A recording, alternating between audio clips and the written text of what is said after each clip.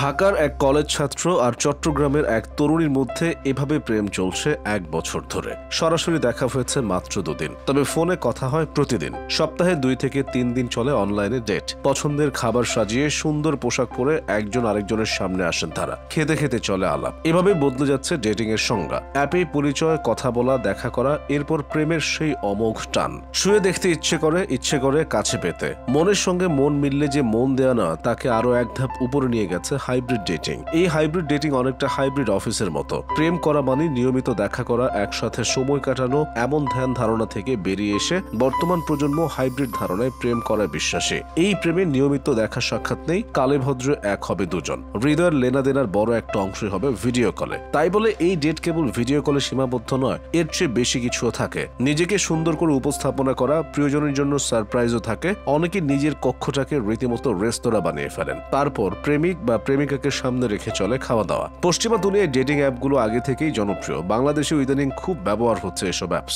সেখান থেকেই খুঁজে নিচ্ছেন অনেকে মনের মানুষ। বেড়ে চলছে ডেটিং অ্যাপের রমরমা বাজার। হাইব্রিড প্রেমের কথা শুনে অনেকে ভাবতে পারেন এভাবে কি আর সম্পর্ক টেকে? কিন্তু দেখুন, প্রেমের পুরোটাই তো বিশ্বাস। এক বাড়িতে থাকলেও বিশ্বাস উঠে যায়, সংসারে দেখা দেয় অশান্তি। আবার বিশ্বাস অটুট থাকলে দুদেশ থেকেও চালিয়ে নেওয়া যায় সম্পর্ক। মূলত কোভিড মহামারীর সময় পশ্চিমা দুনিয়ায় প্রেমের এই ধরন দেখে বাংলাদেশের তরুণ তরুণীরাও একই পথে হাঁটতে থাকে। বাস্তবে ডেটিং এর সময় খরচ, যানজট, কেউ দেখে ফেলা সহ নানা ঝক্কি ঝামেলার কারণে অনলাইন ডেটিং এ অভ্যস্ত হয়ে যায় অনেকে। তাছাড়া এই যুগের মানুষ আগের মতো লুকিয়ে প্রেম করতে পছন্দ করে না। জানান দিয়ে চলে মনের আদান প্রদান। আগের মতো শূন্য হৃদয় নিয়ে ঘুরে বেড়াতে পারে না এখনকার তরুণ তরুণীরা। শূন্য জায়গা দ্রুতই পূরণ করে নেয় তারা। মনের মানুষ খুঁজে পেতেও অপেক্ষাও করতে হয় না। আর চলে এসেছে হাইব্রিড ডেটিং নামে একটি ধারণা। একে তাই বলা হচ্ছে নতুন বাস্তবতা। লং ডিস্টেন্স রিলেশনের ক্ষেত্রেও ভার্চুয়াল ডেটিং পূরণ করছে মনের দাবি। আবার ধরুন, কারো সঙ্গে প্রথমবার ডেটে যাওয়ার পরই হয়তো সে ব্যক্তির আচরণ কিংবা ব্যবহার মোটেই মনের মতো হয়নি। এমন ক্ষেত্রেও মুখের উপর না বলা কঠিন।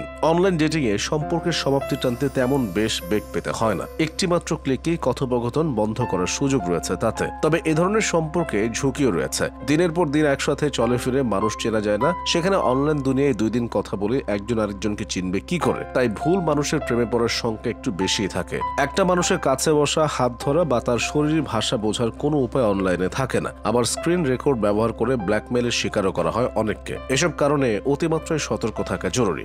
একে অন্যকে বুঝতে পারার ক্ষমতাও জরুরি। অনলাইনের মানুষটিকে জানার সুযোগ কম, তাই ঝোঁকের মাথায় জড়ানো যাবে না। একটু সময় নিয়ে না এগোলে পরে কষ্ট পাওয়ার সম্ভাবনাই বেশি। কেউ হাইব্রিড প্রেমের নামে ফাঁদ তৈরি করেন। তাদের আসল উদ্দেশ্য শারীরিক সম্পর্ক। নারীরা ভুক্তভোগী হন বেশি। ব্যক্তিগত ছবি হাতিয়ে নিয়ে টাকা পয়সা আদায়ের ঘটনা শোনা যায় অহরহই। কাজেই মনে রাখতে হবে, হাইব্রিড ডেটিং কিন্তু হতে পারে হাইব্রিড প্রতারণারও ফাঁদ। তাই ভাবিয়া করিতে হইবে কাজ, করিয়া ভাবিলে চলিবে না।